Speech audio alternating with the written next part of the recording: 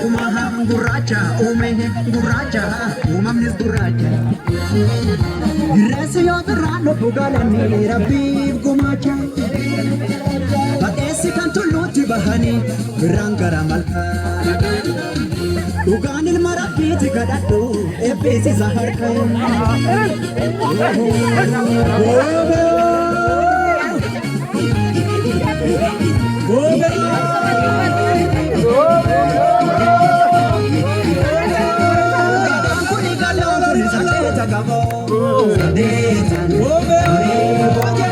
Kuni markan kuni basera gabai ya in kuni gadure gabai